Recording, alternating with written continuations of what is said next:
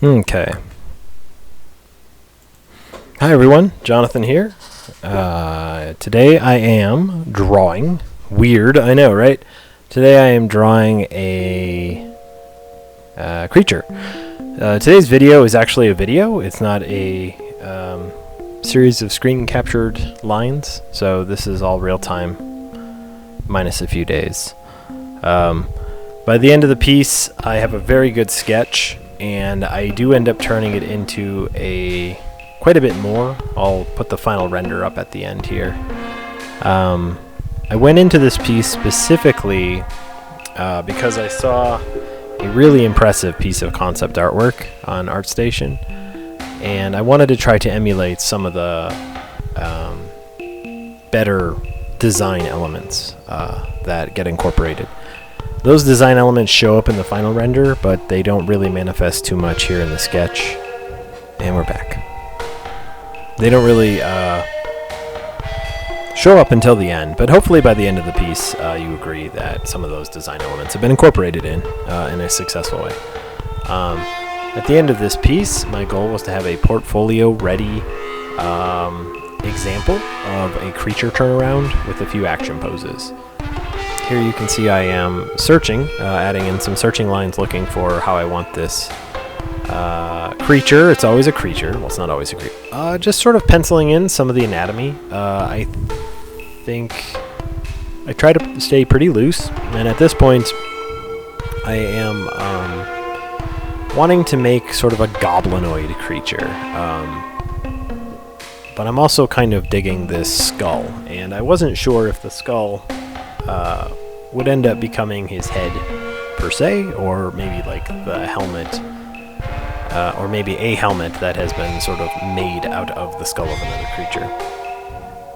I liked, in keeping with that theme, I decided to make the rest of the creature's armor tribal, or more primitive, I guess. I do ultimately turn it into a set of copper armor with some pretty heavy rust on it, sort of implying that maybe the armor wasn't really for him, but it's something that he stumbled across in his scavenging.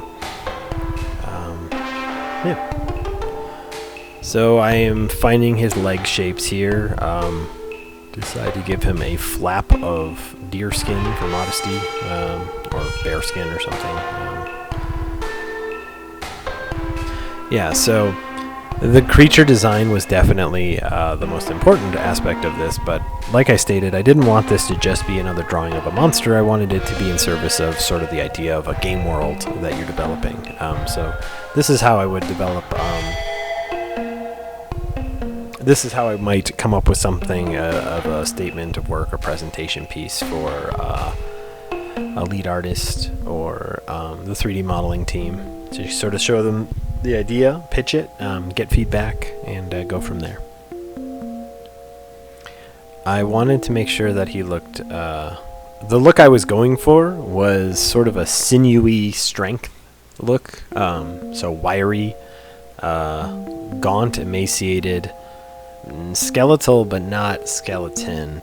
Towards the end he has a skull face. It ends up not being a mask at all, so that just becomes his face. And his armor becomes his armor over skin, which is of a normal creature. What am I saying? So I wanted to make sure he was spooky. I wanted to make sure he looked strong and capable, feral, wild. These are just some of the buzzword thoughts that are popping in my head as I'm designing this character. Tough. Kind of like a weasel, if you could imagine a weasel, but not a weasel, as a goblinoid. And that's what I wanted to go with. So I didn't imagine this would be a very high-level enemy. Not a boss, maybe a mid-boss. I imagine he is too stupid to be a proper boss, but what do I know? So you can see at this phase, it's still very, very sketchy. I'm not really committed to any of these lines beyond I just have a desire to save here. I'm not really committed too much to the look of everything, which is good because there's a few little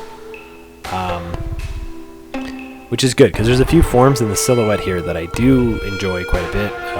His weapons on both hands end up becoming pretty different, but the general silhouette of them remains the same, so it was good to go through this sketching phase, definitely. Here I am adding in some sallow, kind of yellowish green skin tone. Still trying to figure out what I want this creature to look like. I liked the idea of the earthy tones with this character, again, playing off of its sort of scavengery, tribal-y nature. I didn't want it to appear too garish. I did not want it to appear too regimented. Like, this is the kind of creature I'm hoping that when you look at it, you think it didn't buy any of these items.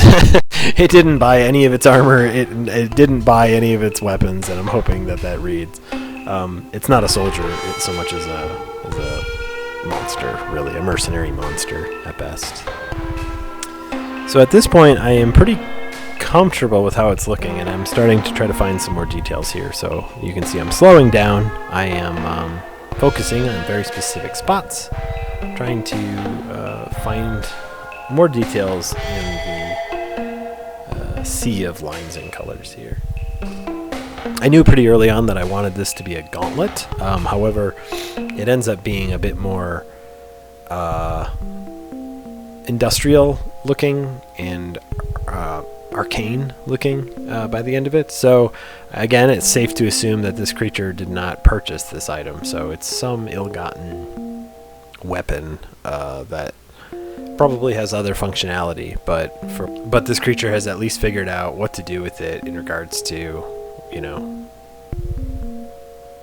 it being a weapon. So that's kind of the idea I wanted to have here come across. At this point, I think I still kind of was seeing a lobster claw out of it, imagining it to be quite low-tech. So I'm trying to figure out if I want it to be what I would like the gauntlet to be made out of. Yeah, that's fine. Okay, so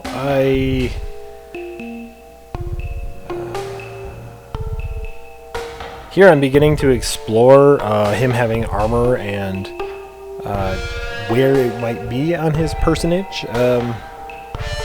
This also develops a little bit differently by the time I hit the final render, but this is all kind of, again, in service of just the idea of the creature. I'm not super focused right now on getting him to be anatomically perfect. In fact, I don't really know his anatomy yet. I wanted him to have longer arms than legs, again, and be very emaciated.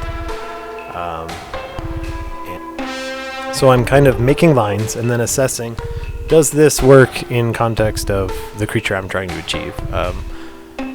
While also trying to figure out what is the exact creature I'm trying to achieve. So here he's starting to have, I like this idea of him having like boar-like bristles on the back of his neck. They kind of come and go as I develop him here, but the idea does definitely make an appearance in the final render. Keeping with the theme of him being a bit primitive.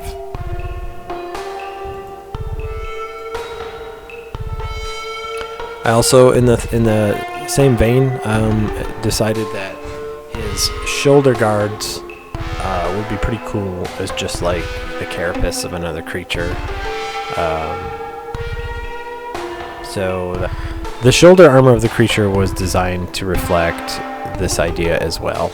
The idea that the creature really isn't a smith, probably doesn't come from a tribe that's capable of creating weapons or armor, so it's likely something that he picked up along his travels.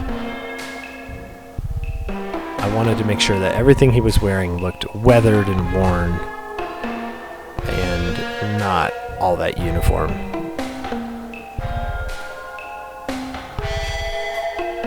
Here I'm kind of blocking in his anatomy a little better, trying to find that. I like the gangly that angle that his arm is bent at, so I try to keep that for the end of the, or through the end of the design. I'm at minute number 28. So right around here, I decide to attach the pauldron to the arm in a bit of a hodgepodge way. So I'm just sort of laying the groundwork for what will eventually become a bunch of straps hooking the shoulder piece to the rest of the creature.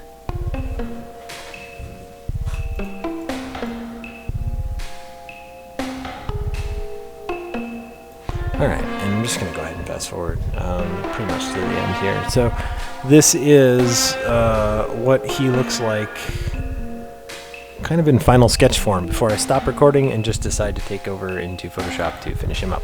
One of the things that I would like to showcase on this channel that I don't do enough of, so I'm going to start trying to do that more often, is the actual finished pieces.